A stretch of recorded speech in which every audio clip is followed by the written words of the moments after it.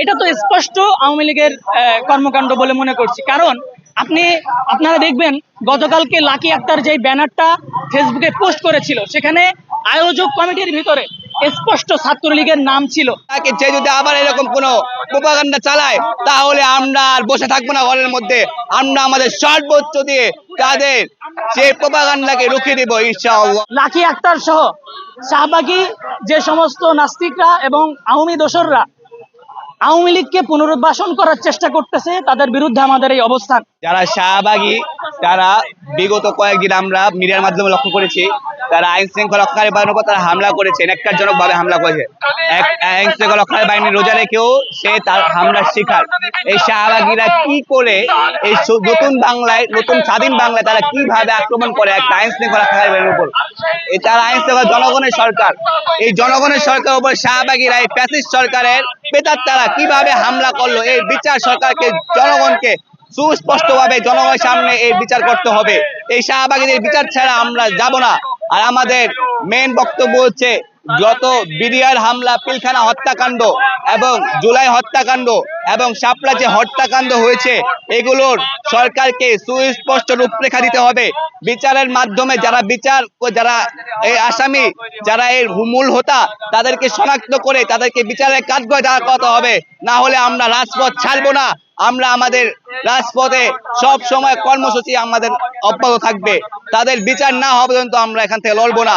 আর এই লাকি যে ফ্যাসিস্ট সরকারের যে ইন্ডিয়ার বাস্তবায়ন করতে যাচ্ছে, যে চাচ্ছে যে ইন্ডিয়ার হাতে আবার এই দেশ চলে যাক, তাকে আমরা সাবধান করে দিই মন্ত্রী থেকে। তাকে সে যদি আবার এরকম কোন প্রোপাগান্ডা চালায় তাহলে আমরা আর বসে থাকবো না ঘরের মধ্যে।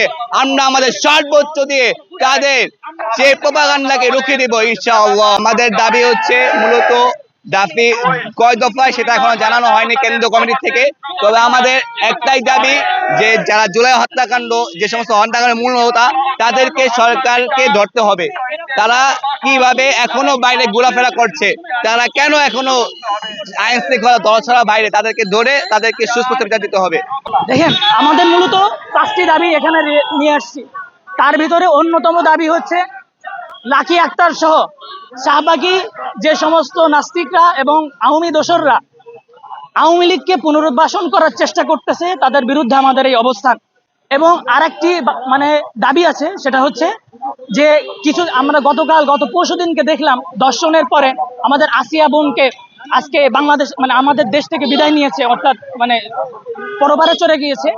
আমরা সেই ধর্ষকের বিচারও চাচ্ছি এইখান থেকে। অতএব আমরা চাই যে শাপলার চেতনা যেই ব্যানারটা আমরা এখানে এনেছি, এটার মূল কারণ হচ্ছে 13 সালেই যেই হত্যাকাণ্ড হয়েছিল, সেইখানে এই শাহবাগীদের ভালো ভূমিকা ছিল আওয়ামী লীগের পক্ষে। সেই চেতনা থেকে আমরা আবারও এসেছি এদের প্রতিহত করার জন্য। অতএব আমরা দাবি করছি প্রশাসনের কাছে, তাদেরকে গ্রেফতার করে শাস্তির আওতায় এনে আমাদেরকে আশ্বস্ত করুন। এটা তো স্পষ্ট আওয়ামী লীগের কর্মকাণ্ড বলে মনে করছি। কারণ আপনারা দেখবেন গতকালকে লাকি আক্তার যে ব্যানারটা ফেসবুকে পোস্ট করেছিল, সেখানে আয়োজক কমিটির ভিতরে স্পষ্ট ছাত্রলীগের নাম ছিল। এটা তো দেখেই বোঝা যাচ্ছে নিশ্চয়ই তারা আওয়ামী লীগের ইন্ধনে এই বাংলাদেশের ভিতরে অস্থিতিশীল পরিস্থিতি সৃষ্টি করার জন্য এই কর্মকাণ্ড চালাচ্ছে। এটা তো অবশ্যই প্রশাসন আমাদেরকে জবাব দিবে যে প্রশাসন কেন, কোন বাধাতে তারা এখনো গ্রেফতার করছে না। আমাদের তো এটা জানারও কথা। আমরা জুলাই গণঅভ্যুত্থানে আন্দোলন করেছি, রক্ত দিয়েছি। এই অবস্থার পরে একটা সুন্দর বাংলাদেশ পেয়েছি। এরপরেও যদি প্রশাসন ভয় করে, কিসের ভয়? আমরা তো আছি, আমরা তাদের পক্ষে, আমরা প্রশাসনের পক্ষ নিয়ে আমরা তাদেরকে প্রতিহত করবো, কোনো সমস্যা নাই। কেন ভয় লাগতেছে তাদের, আমার তো এটা জানার বিষয়।